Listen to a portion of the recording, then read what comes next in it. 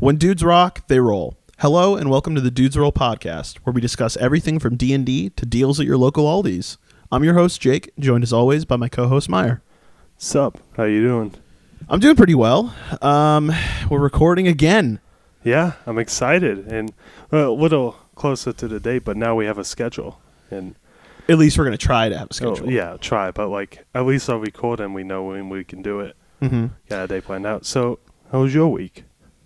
Well, when did we last record? It was 3 days ago? 3 days ago, yeah.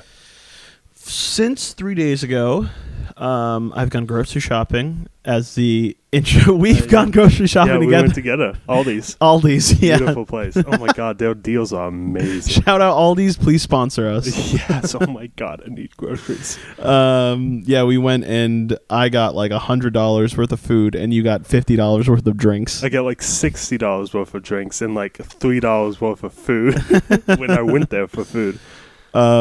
But yeah, and other than that, all we've been up to, at least all I've been up to, is watching movies. I'm doing my challenge for myself as my resolution for 2021 is to watch a movie a day.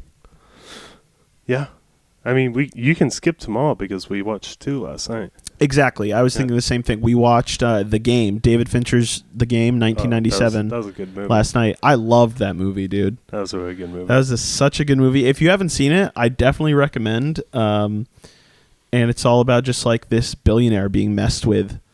Is he a billionaire? I thought he was just a multi-millionaire. He's a super rich guy. Yeah, super rich guy. Super rich guy, out of touch with reality. Michael Douglas, right? Michael Douglas. Yeah. And Sean Penn plays his brother, who gives him the card that's like, you should check out this company. It makes your life fun. Yeah, it was interesting. I don't want to give away too much because it's a mind thriller. Yes, it's definitely a mind thriller. And yeah, definitely you gain an advantage to not seeing any trailers or not watching anything. I am a staunch, as you always say, whenever I'm like, we should watch a trailer, you always tell me, don't you always say that trailers are bad for movies? Yeah.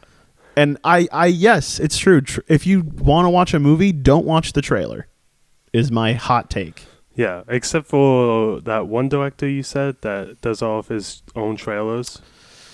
Oh, who was that? I'm not 100% sure, but is it Scorsese? I don't know if it's Scorsese. I think he does. I think he's too old to like care about that stuff now. Okay, yeah. It is some directors definitely like to do. It might have been Damien Chazelle or Paul Thomas Anderson. But yeah, I can't remember. But yeah, most of the time, trailers, don't watch them. Yeah, I know. I've actually been spoiled on. I was about to go watch a movie, and I like stayed away from it the entire time. I think it was Endgame. Oh, really? And I went through, and we saw that in theaters, right? We did. Yeah. I haven't watched any trailers for it. I was like, I'm gonna predict what happens. Fuck the trailers, all that. And I was on the way there. I'm like, I can't wait any longer. Like I was sitting in the Applebee's like parking lot before we went in to go eat. Yeah. Like 3 hours before the movie or something like that. And I was just like, okay, I have to see the trailer before I go into it. I watched it, and I got spoiled on like 3 things. And I was so pissed. Well, yeah, because the whole thing is, my take about trailers is usually they show you the main conflict in the movie. And a lot of the times the main conflict is a spoiler.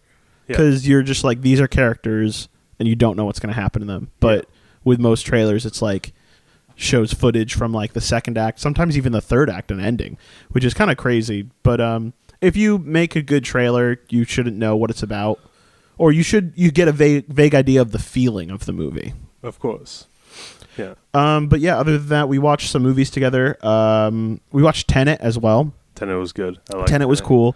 It's top 5 in my 2020 list. In 2020, yeah, it's definitely top 5 for me. Which I haven't seen enough movies in 2020. I think I saw like 22 of them so far, which I'm still working on my list. But is this movies that came out in 2020 or movies you watched in 2020? If it was movies I watched in 2020, there'd be like 200 of them. Fair enough. But yeah, it's 2020 movies. Okay. And I haven't seen enough of them to really be like a solidified list. But yeah, Tenet was cool. I actually saw that in theaters, which is crazy given the pandemic. Exactly. Yeah, I was so hyped on Tenet, and for like a year, whenever the first trailer dropped, I'm like, I gotta see this movie. Yeah. And yeah, when it first came out, Christopher Nolan was like, "You are showing my movie in theaters. I will not allow it to be put on streaming services. People have to go to the movie to see my theater." And I respect that. Yeah, 100%. Because it is that kind of movie you should see in theaters. But at the same time, it's like, come on, just put it out. But thankfully, it is out now.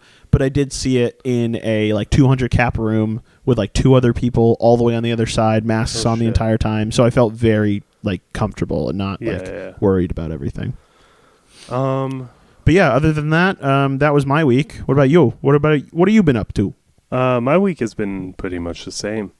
It's just went grocery shopping and watched a few movies. But I've done some work on my next session. Oh yeah, D&D. Nice. Getting ready because I wrote a little bit, but that's about it. But I have like the overarching theme of what I want to do next session, but we'll see. Right. And then I haven't done much. I've been walking, doing a little trading.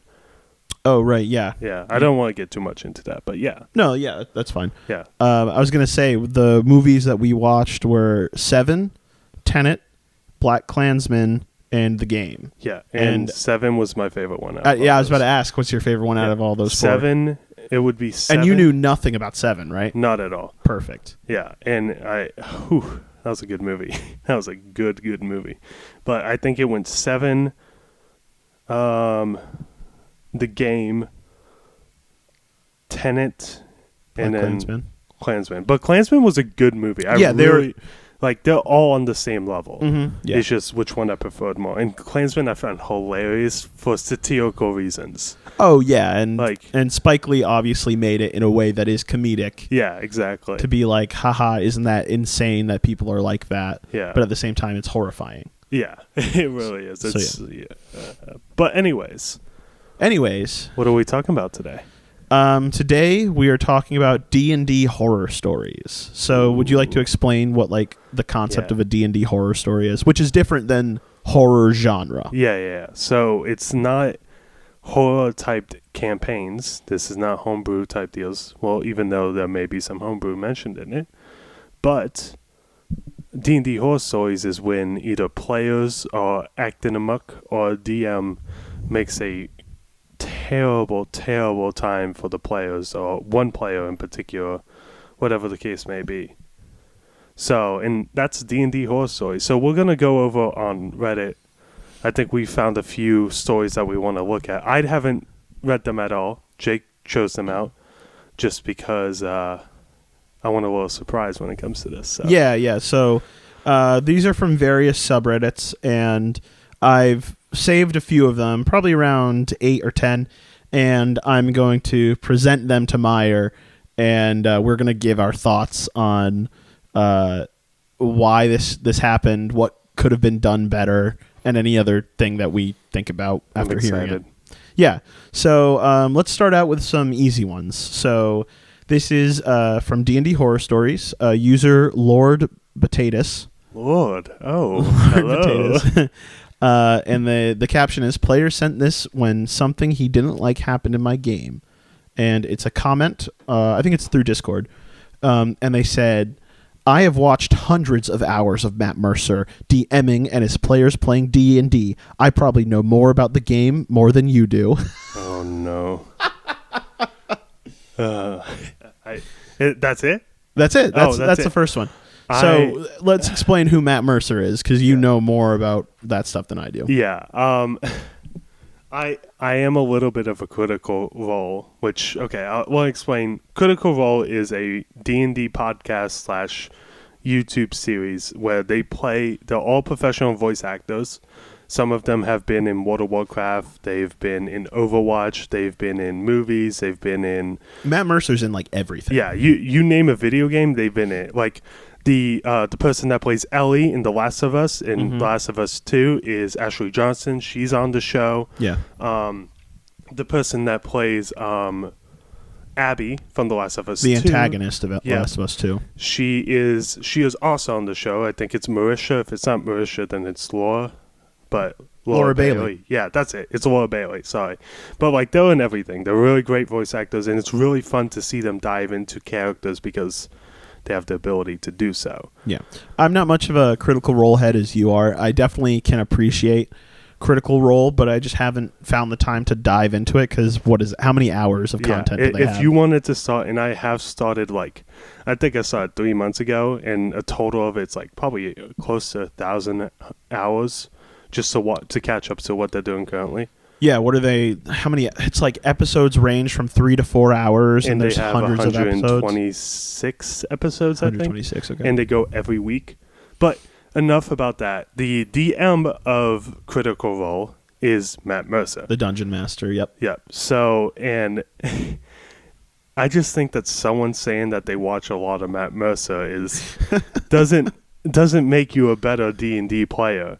What makes you a better D&D player is actually being able to create something on your own and not following the footsteps of other people. Yeah. It's good to take ideas from someone, not like steal them, but build off of them as any creative person does. But saying that you just watched 100 hours plus of one DM doesn't make you a better player. We actually just recently watched a video by one of my favorite Dungeons and Dragons YouTubers called XP to Level 3. Shout out XP to Level 3. And they made I forget what the video is exactly called, but it's like when your DM watches too much Critical Role. It was when your DM gets introduced to Critical Role. Right, yeah. Like that, yeah. And it was basically just him kind of projecting the image of Matt Mercer onto himself, no? Yeah, so basically what the character did in the scene was that he a lot of DMs are laid back, don't necessarily explain everything in heavy detail, which is fine. Sometimes it's fun like that, leave it up to imagination. Totally depends on the vibe and the players that you're giving it to. But when he went in, he was explaining, the guy was like, "Can I go up to the barkeep?" It's like, "So you look over at the barkeep. He has a long, flowing gray hair, tall, muscular man, cleaning a glass." Yeah, the sound effects. Yeah. And then it was just he interrupted his players to explain the situation, which you should not do. Let your players say what they want to say, and then, unless it's, critical to the situation. The only time I see you can interrupt a player in role-playing or whatever is, you're in quicksand. You know what I mean? And there's the time. Yeah, it's a time essence. That's when it should be. But let your players talk it out and stuff like that. But either way, I would hate that if I got that from a player. Yeah. I think there is a way that he could have said that without being so condescending. I think the main problem was he was so condescending. One of the ways I guess he could say it, because I do think that it is an interesting and thought-provoking idea to watch and consume media from other dungeon masters. Of course. And get inspiration from various people. That's totally okay.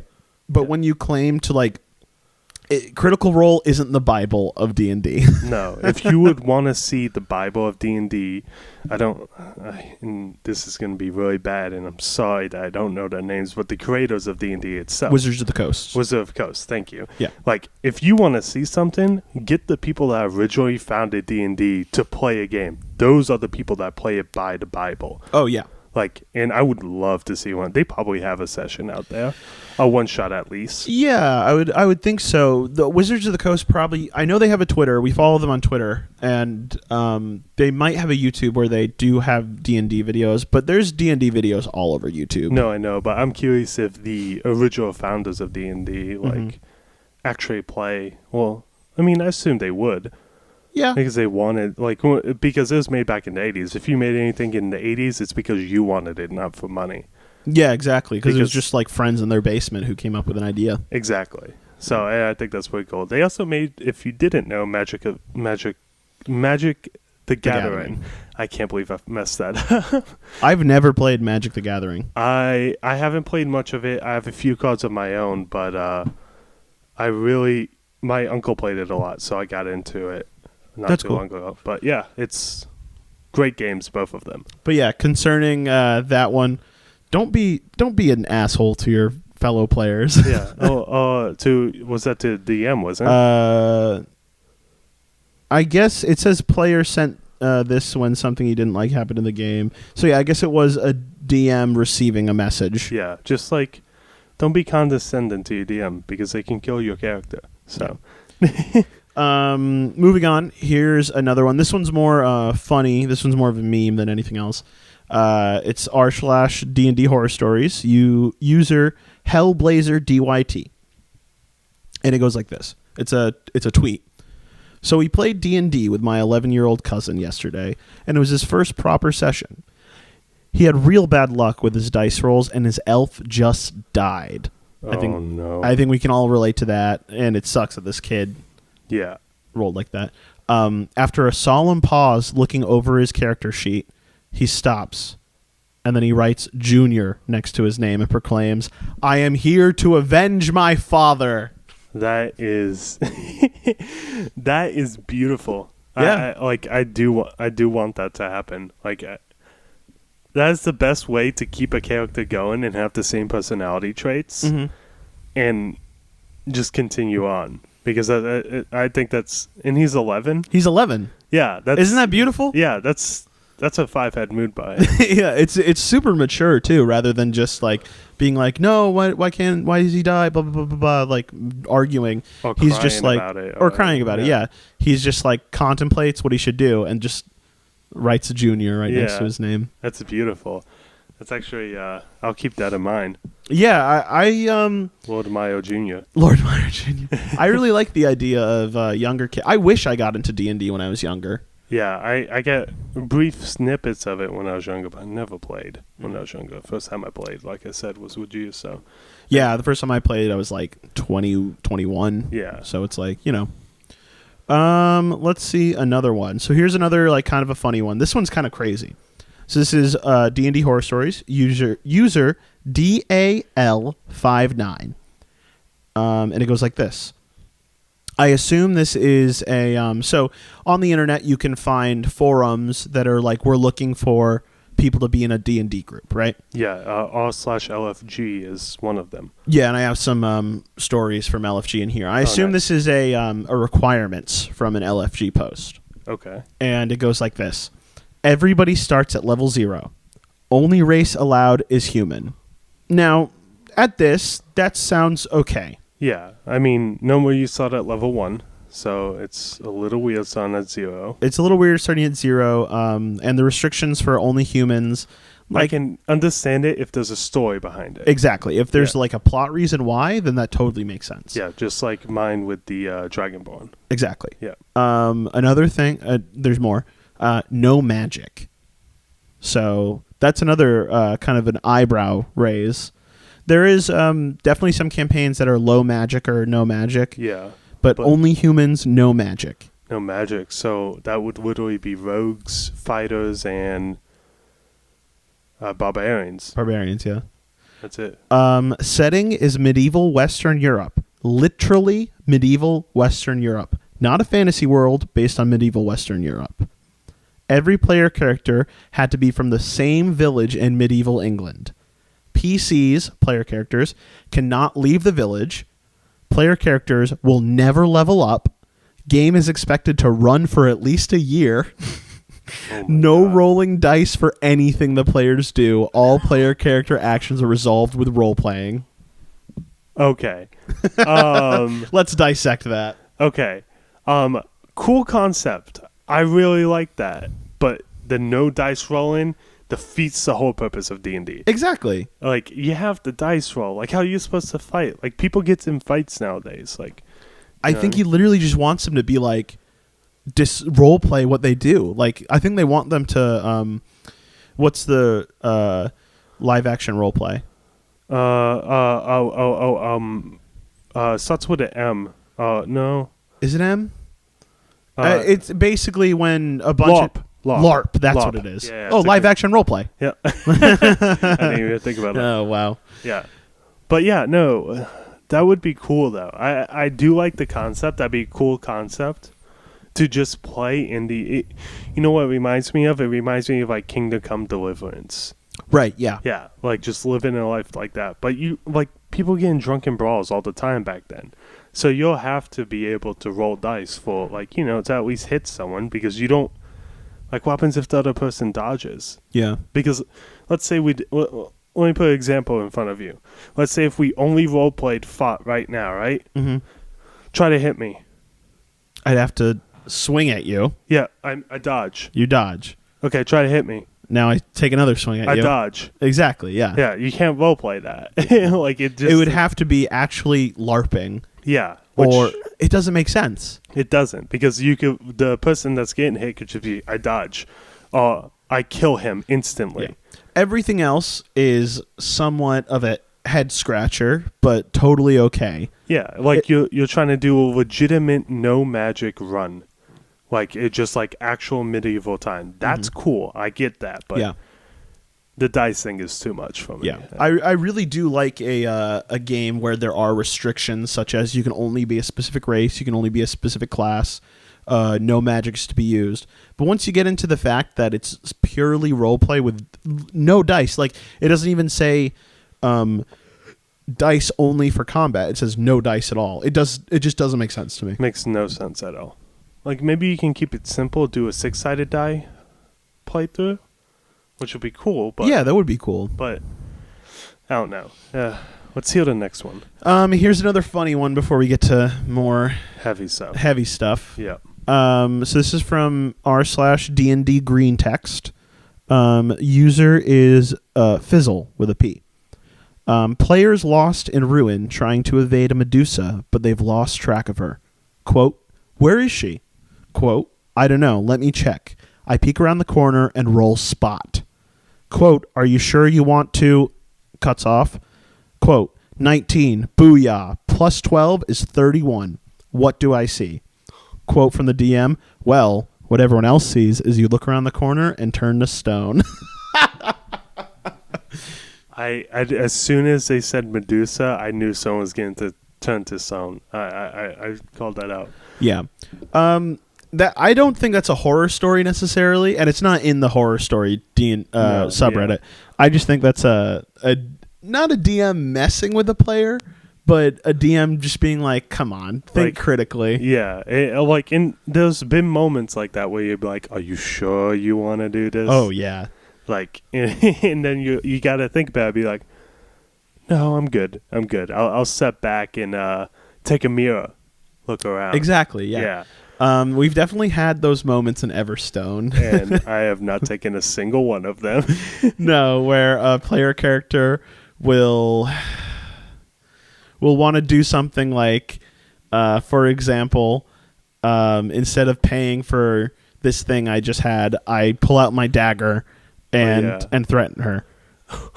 And I, as the DM, are like, okay, she screams for help and guards come running. Yeah. Are you referencing the kid? With Pierce? I was that too, but I was referencing the Lady of the Night House, and also. Oh my God, I forgot about that one.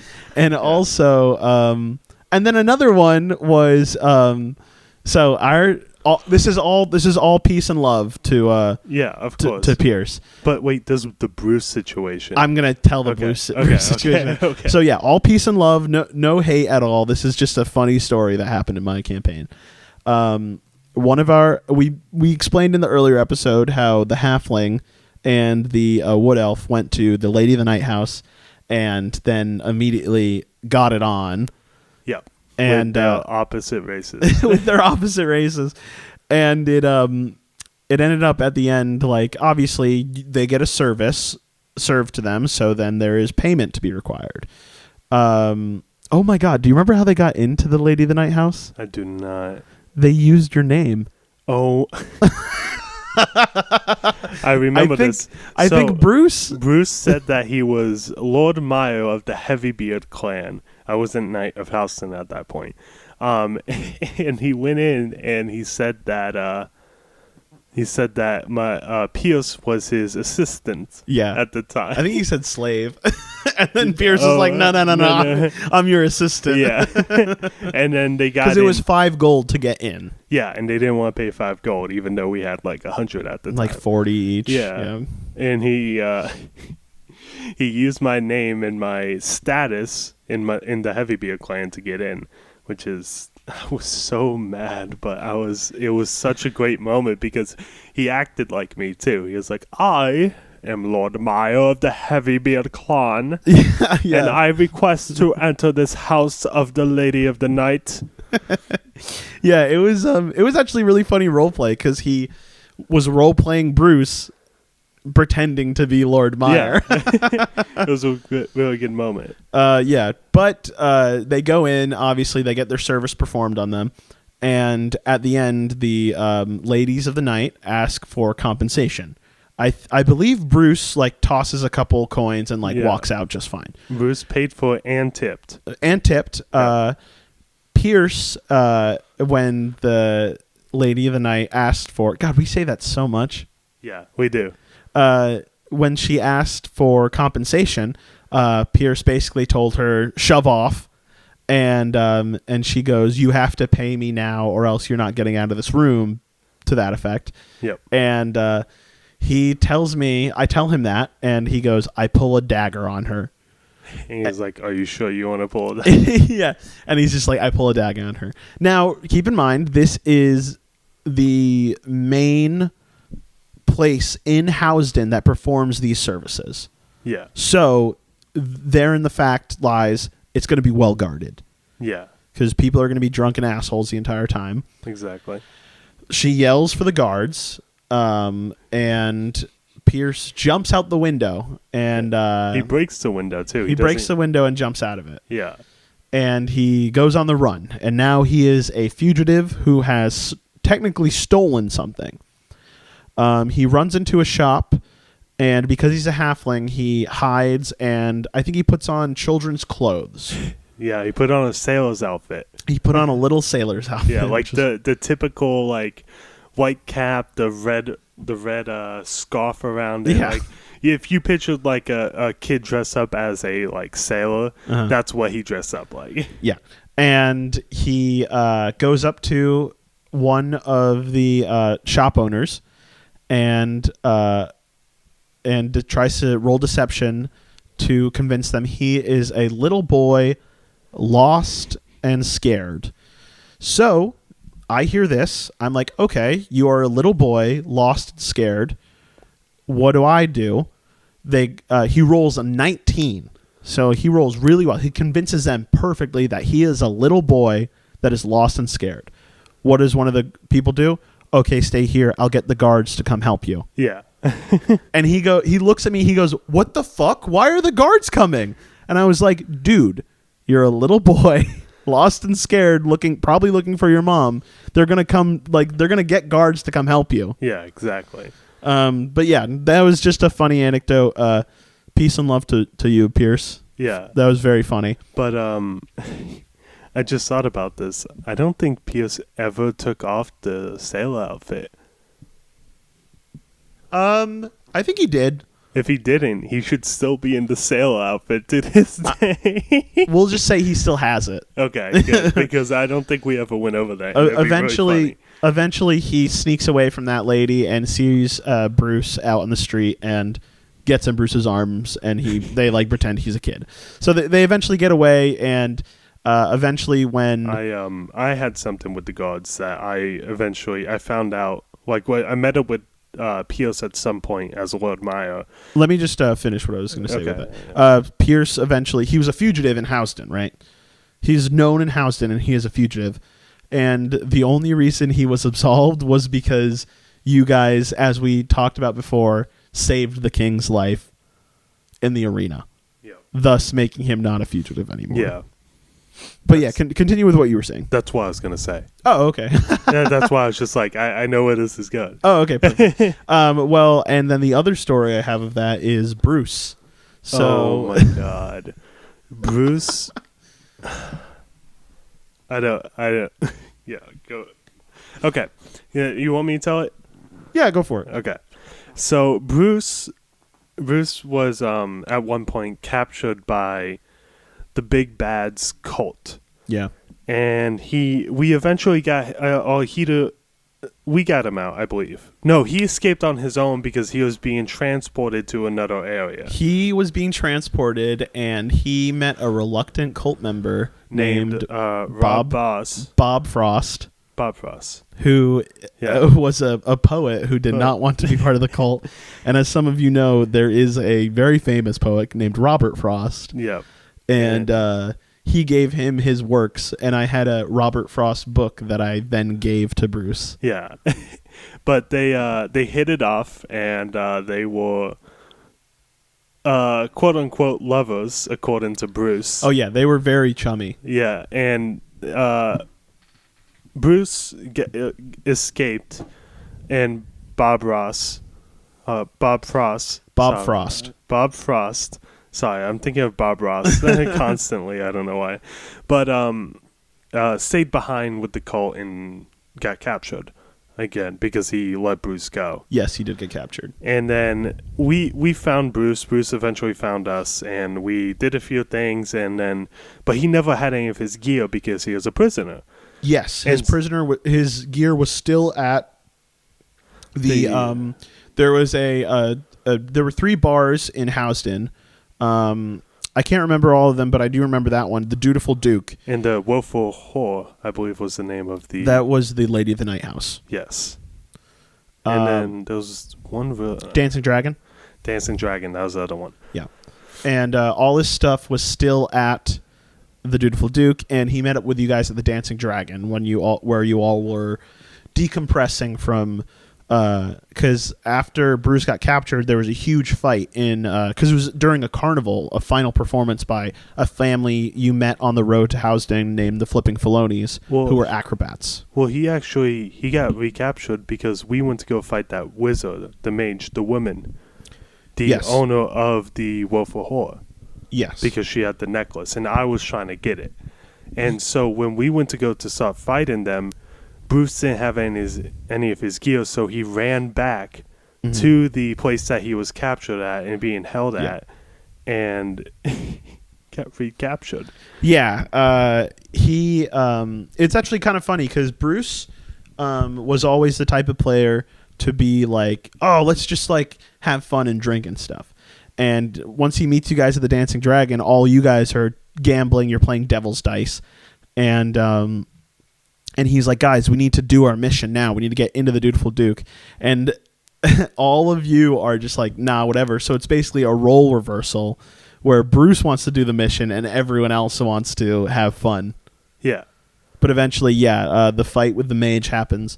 And he goes back to the Duke alone, still in his like common clothes, and immediately gets captured with all the red flags. He like, I'm like, okay, you walk in, everyone stops what they're doing and turns to you.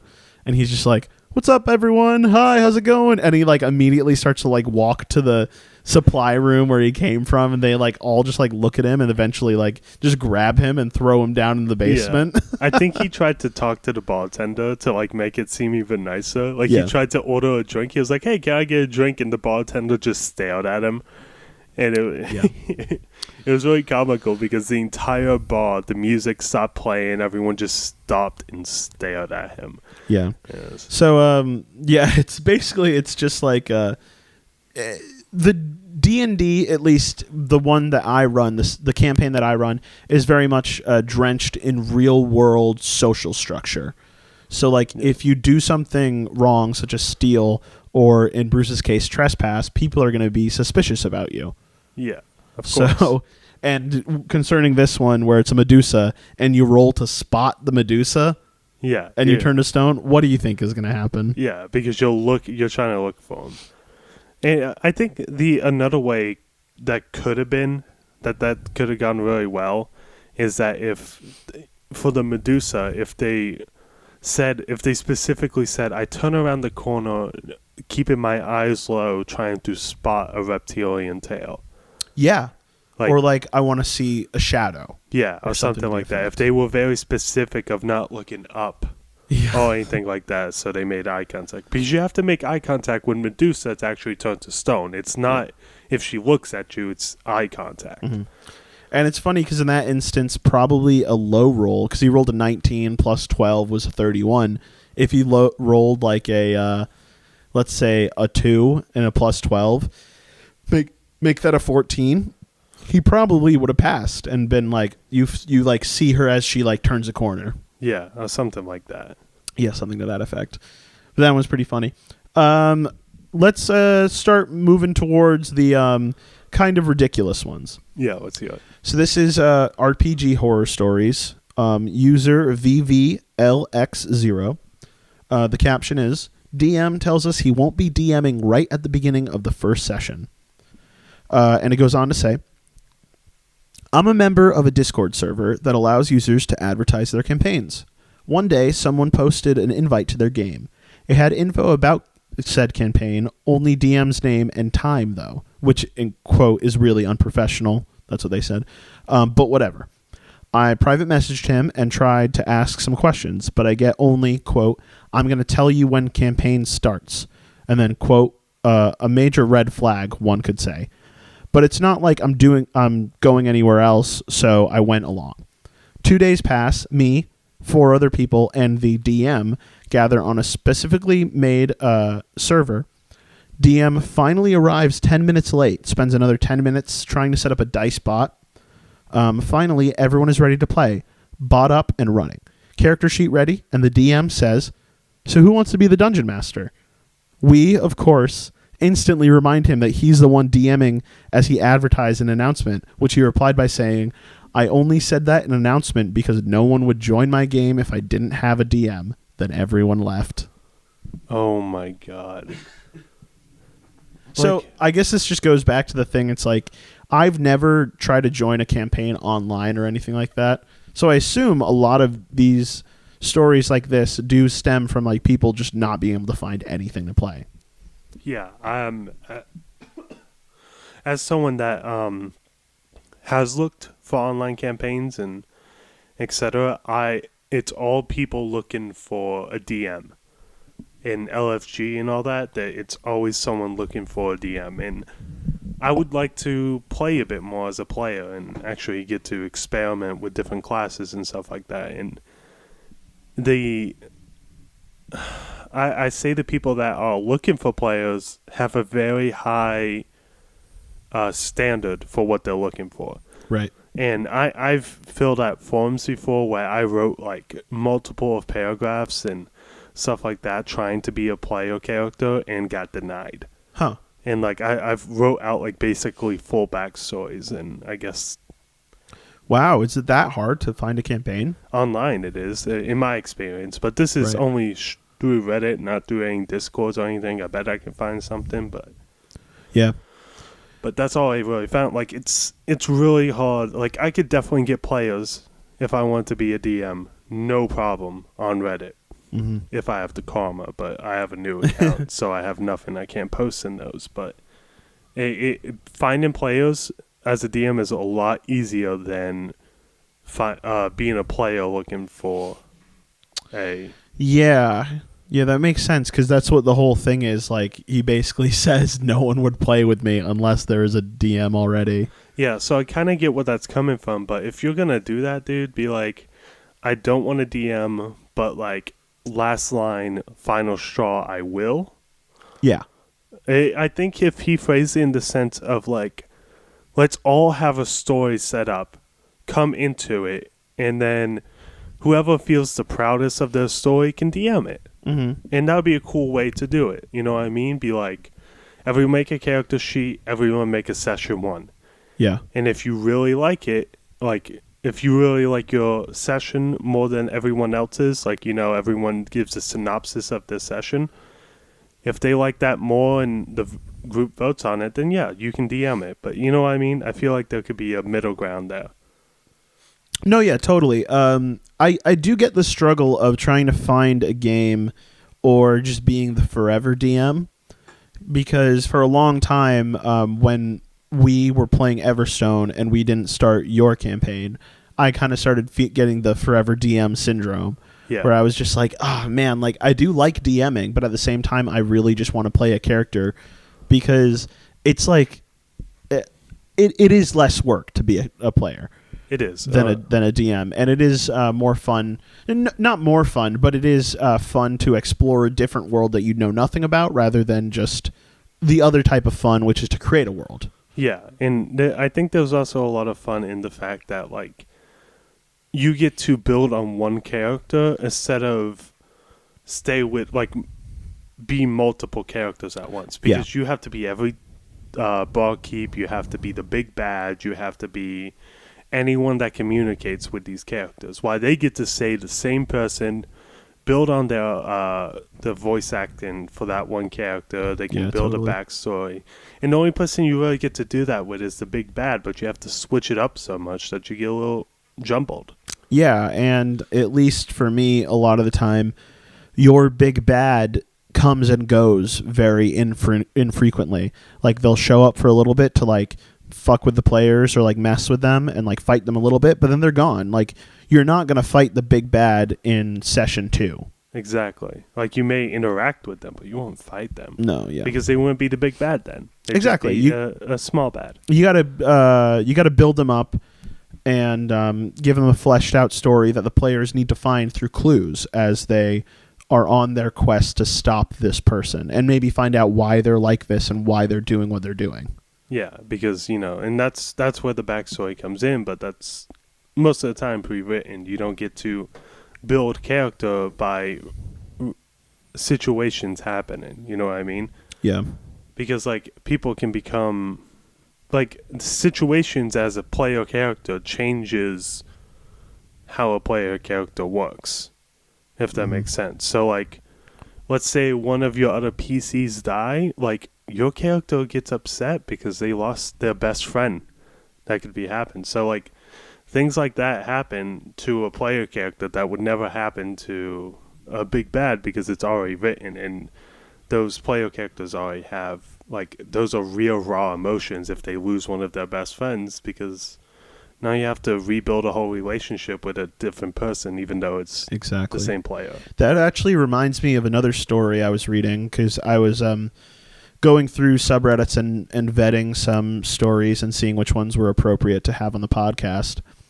And one of them, which I won't go into detail because I didn't want to include it because it was kind of like too much of a sad one in my opinion. Yeah. Was a player character who, they were either a druid or someone who could interact with animals, and they had a mastiff, like a dog mastiff. Oh, no. And yeah, you can already tell where it's going from here. And it was their familiar, and it always was with them, and it was really cool. All the players liked it. But eventually that campaign fizzled out, and they moved on to another campaign with a different DM. And they brought over the character. They asked if that was okay, and asked if the familiar was okay to come over with them. Yeah. And the DM at first was like, yeah, that's totally fine. Cut to 10 sessions later, anytime the mastiff does anything, it's like the DM kind of gives it like a face, just like, ugh, why do I have to deal with this? And then like goes on with it. Next session comes around, they wake up, and the mastiff is gone. And the player's like, or the DM's like, your mastiff has been captured. You need to go find him and rescue him. Yeah. So they track him down. They get to a goblin hideout. And as they walk into the goblin hideout, they see that the goblins are eating something. I won't go into any more detail. Yeah. But basically, the DM killed off the mastiff familiar because he didn't like him anymore. Because in the post it said he had like a really good natural perception because he could smell, like his smell, and he was good at tracking. And everyone went silent, and that one one player started to cry. And they looked up and said, that mastiff was named after and in honor of my dog that died a couple years ago. and now you just killed him in this campaign, and they got their stuff and left. Jesus. If you're going to be a DM and you have a problem, don't be an asshole. Yeah, I mean, yeah, I guess like the all DM this could have been solved with communication. Yeah, if the DM actually had a conversation, be like, "Hey, we got to nerf your dog a bit, like because he has a 19 passive perception. Like that's OP as fuck. Like we all know. I don't think it was 19. No, but I'm saying if it was, yeah, like, sure, a really high number. Yeah, really high enough, and like basically anything that passes by them, they notice because of the dog. Yeah, like it kind of sucks because we're trying to like have a little surprises and make people think, but like if you're not knowing the backstory of that dog eater, it's tough because like you don't know why they have it, and it's communication. As a DM, I could totally understand his frustration, being like, "Oh, everything I set up, this dog familiar immediately pulls its natural perception and completely messes with it." What they could have done was either nerf the dog, like had a conversation, or just been like, you can't track them because they don't leave a scent or something like that. Yeah. If they really did want to just be like, not have a conversation, but just be like, "Hey, this is what I'm doing now." Yeah. Understand that. But yeah, that's just a dirty, dirty move to do that to someone. Yeah. I mean, I can't even imagine if I had a familiar that like I named after one of my recently passed dogs. And they included the picture of the dog in the post too, like the actual dog. That's so unfortunate. Yeah, it's really sad, and that moral of that story is just like, don't be a dick. Yeah, I mean it's more just communication, more of like just don't try to solve it by being power hungry, I guess. Yeah, because as a DM, you do have that power. Just like, maybe try to have a conversation with your player before being like, I'll solve this on my own. Like, I don't care what they think. Yeah. And I was reading some comments, and one of them was saying, this is a really good setup to a quest to bond yourself to that dog even more. Yeah. You go and have to find the dog, and it's like captured. It's being like sent away to be like, I don't know, like a slave or just like a workhorse, basically, for like goblins. And it's like you go into the goblin cave and you like fight all the goblins off and you free the dog. That's like a really good and gratifying quest. Yeah. But to just pull a rocks fall and kill it, that's such a dirty, dirty move, in my opinion. Yeah, and if it did come down to the case of like in that specific scenario where they saw that it was eating something, the goblins, like they very well could have like had that moment where they realized that it was their like old dog's name and it was part of them and that's why it was important. They could be like, it was another mastiff. Yeah. And they could have corrected that from there. Like, you'd be like, okay. They did in the post, the DM did reveal that it actually was that dog. Yeah, okay. I just didn't want to get into any more detail. Well, I mean, it was kind of obvious. Inferred, yeah. Yeah, but, I mean, yeah. There could have been ways for him to be like, okay, I can backtrack a bit. I'm sorry. Like, apologize.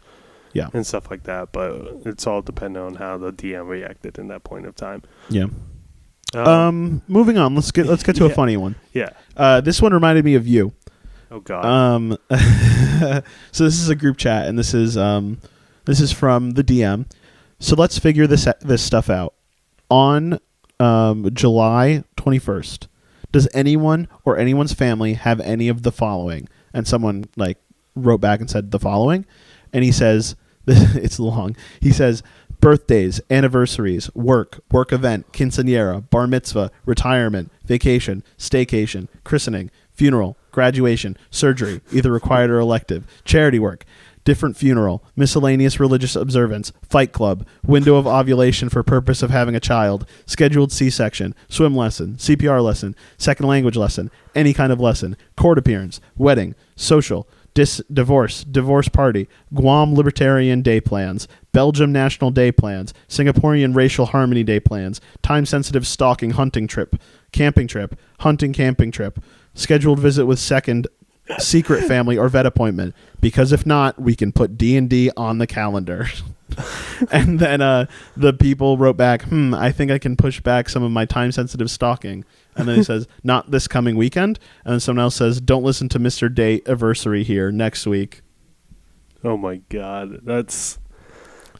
And the title was, my group hasn't played in a while. I've been getting frustrated. Yeah. That is definitely me when it comes down to it. Like, if it's not COVID related, I'm like, okay, how can we get around this? Yeah, exactly. And I am like that. I'm like, okay, so you have this you need to do. Can we go later? Can we go before? Can we do this? Can we do that? Can we go on Saturday instead of Wednesday? Can we go on Tuesday instead of Friday?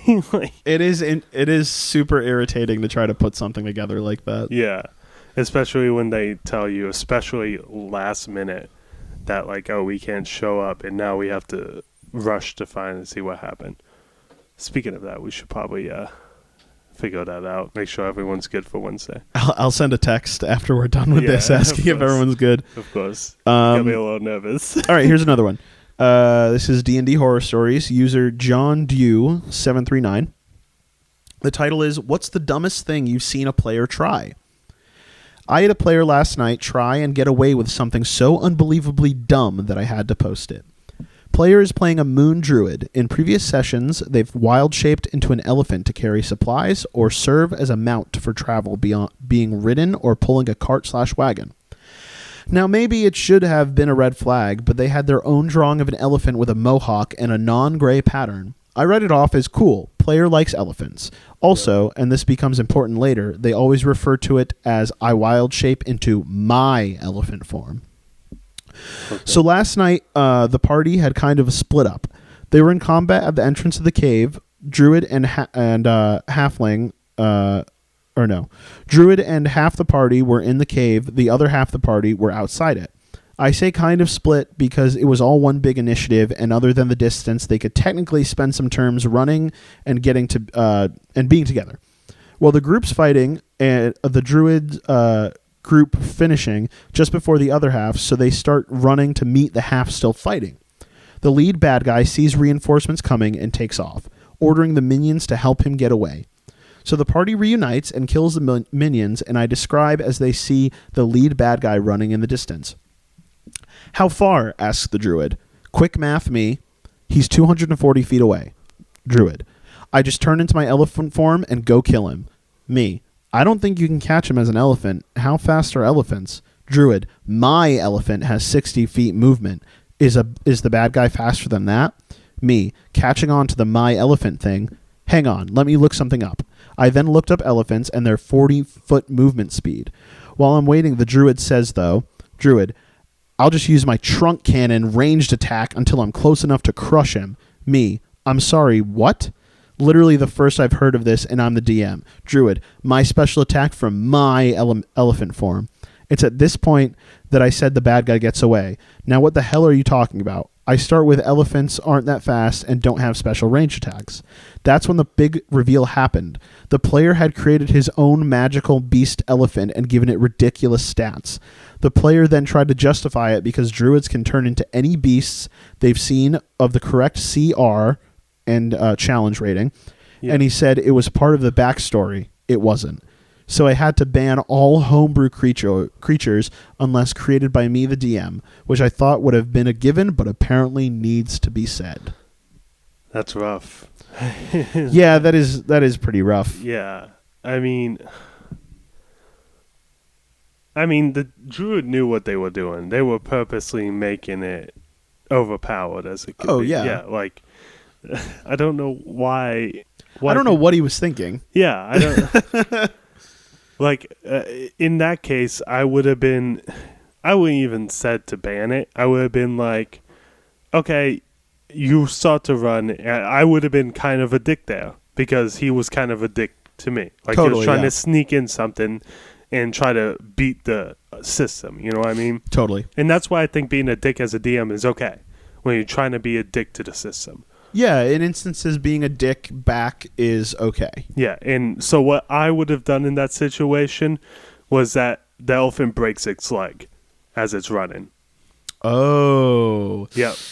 Or I don't know if it'd be like you immediately break your leg. I think I would make them do a dexterity check. And because it's an elephant. At disadvantage, yeah. Yep. Because it's an elephant, you would make them do a disadvantage, and the stat would probably be really low.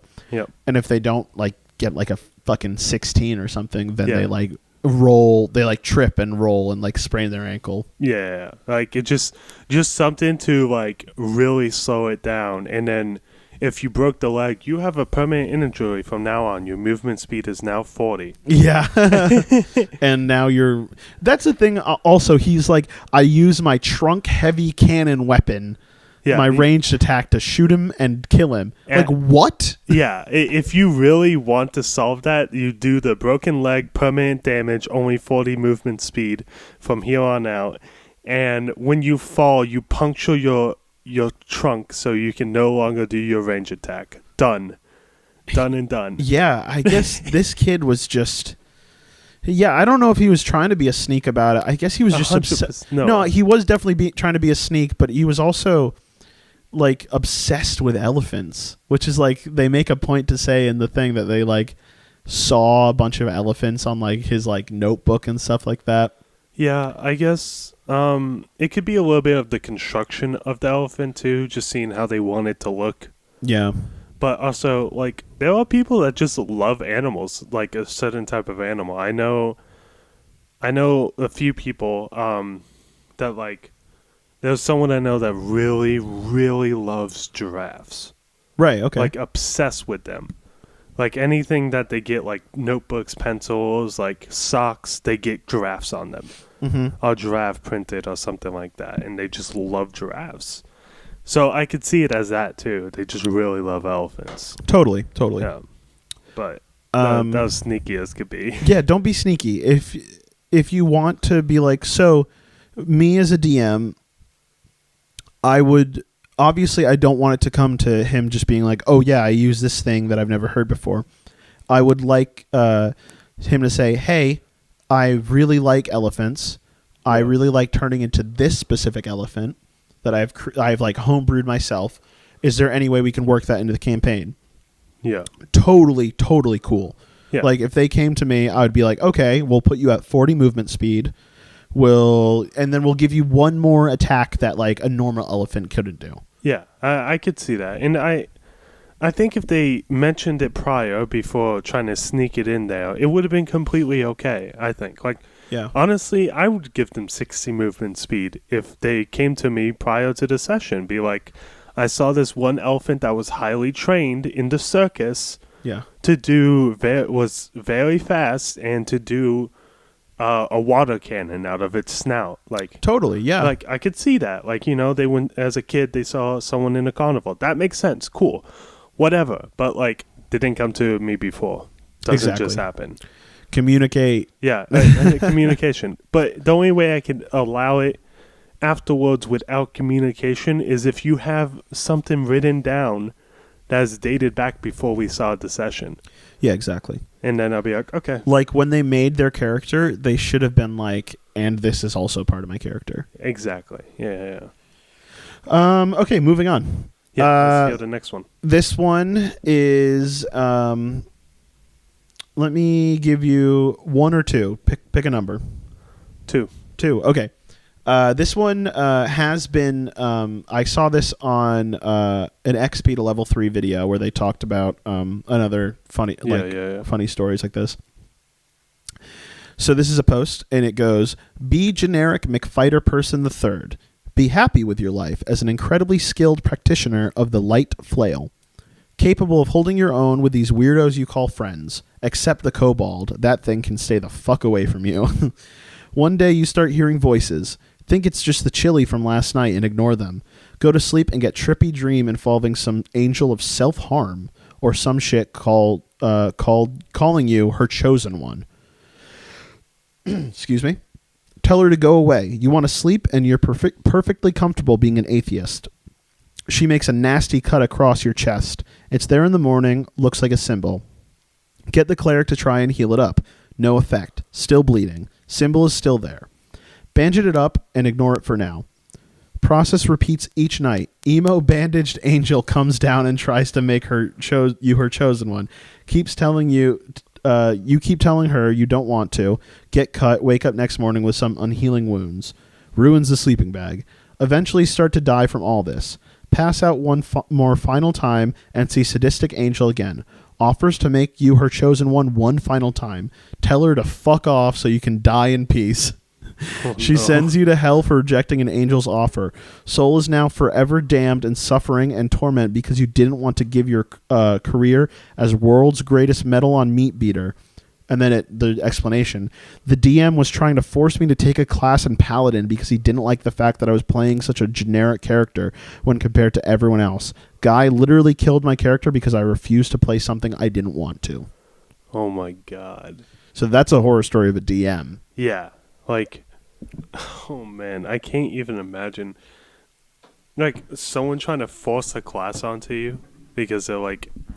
That's rude as hell. Yeah, like, basis can be in...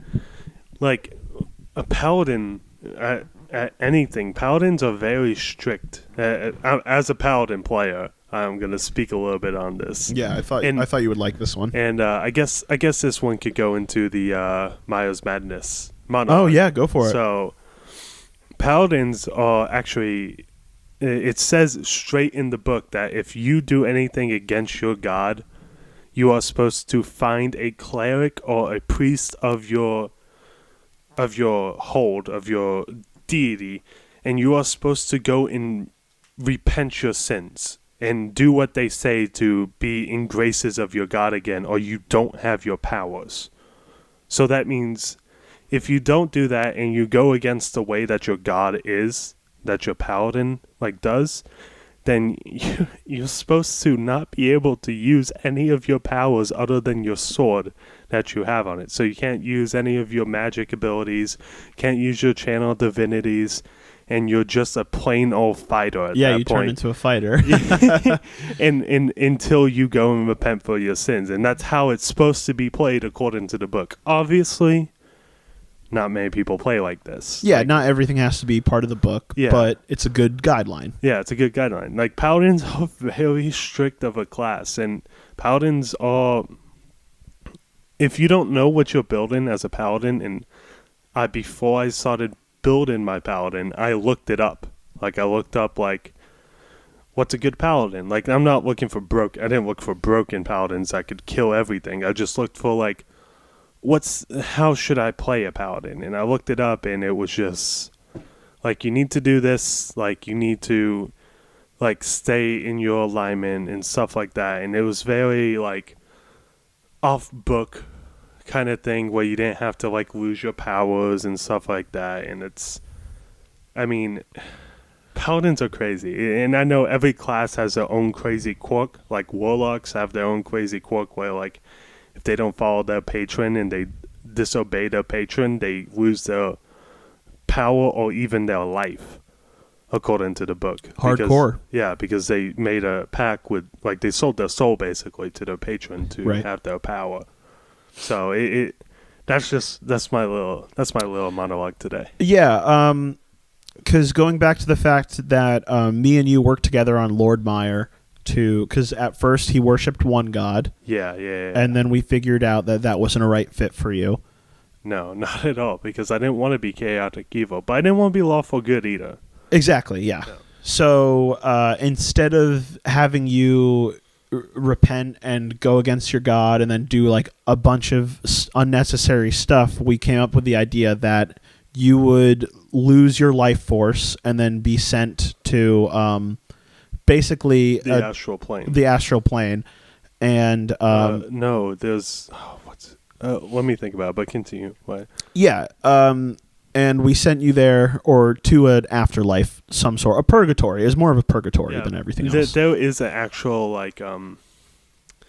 there is a plane that is where gods live, and I can't think of it. It might be purgatory plane. It's in the book, but we don't have the book today. But yeah, and while you were dead, we had you go through trials to change your ways and to figure out what you truly wanted, and it worked out completely fine.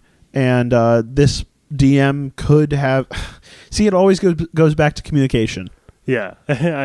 Communication is key. Like, like, if we didn't communicate about that and I just started acting lawful evil because that's what I had to do as a paladin, you would have hated me as a player. Yeah, like, and you probably would have hated me as a DM. Yeah, because I would have kept trying, just killing people. And as you said, you have a very realistic social construct in your world. So killing people nonstop, I would have been arrested, put to death, or whatever the case may be. Something like that, yeah. At least, if not put away, put to death. Yeah. And it was a very serious thing. But it all worked out because we talked to each other and figured out what we wanted from each other. Exactly. And we figured it out. But you got one more? Or? Yeah, you want to do one or two more? Oh, we'll do one more. This will be the last one. Okay. Yeah. Let's see. I have one more. Here we go.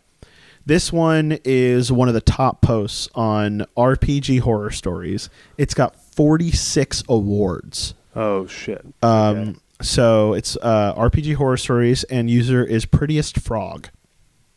And the title is New Guy Has Issues, is Asked to Leave. Background. I'm a woman, and I've been playing with most folks in this group for a couple years. For the record, I'm in my early 40s. Most of them are young enough that I could feasibly be their mother. And I've been known to occasionally do things like make them cookies or help them learn various adulting skills, like proper cover letters and resumes and the like. They sometimes call me Game Mom, and there are occasional instances of hugging. Very wholesome, right? Yeah, of course. The overall group is about 15 folks. I'm not the only female player, who rotate around as time follows. My actual son and husband are both gamers, but neither was present at this event. As it happens, for this particular campaign, it was all youngins and me, and it happened to be at my house. We've been playing this campaign for about 8 sessions when a player has to bow out due to it being the only night he and his girlfriend both have off. DM mentions there is a new guy looking for a group, and we decide to give him a try. Day of the game, one of the younger players has apparently been having a bad day. As when I sit on the couch, he sits next to me and leans against me. I put my arm around his shoulder and let him cuddle up to me and just comfort him. Yeah. Comfort, thank you. New guy comes in, sees this, and makes a borderline homophobic comment before sitting down. Yikes. Already a red flag. Yeah. Major strike. I'm whispering to the Snuggly player, asking him if he wants me to make the guy leave, and Snuggly player is saying no, he can't handle a scene right now. I say okay, but he's not going to be allowed back. DM sits down, and the new player looks at me and says, is Grandma really going to be sitting here and watch the whole game? Because if she is, she better keep her mouth shut about how I play my character. DM basically asks, what the fuck? And it turns out the new guy was planning on playing a character that was going to be a really bad person, and added that if one of the characters was to try to stop the character, he was going to kill him, and blah, blah, blah. And having women at the table just led to problems.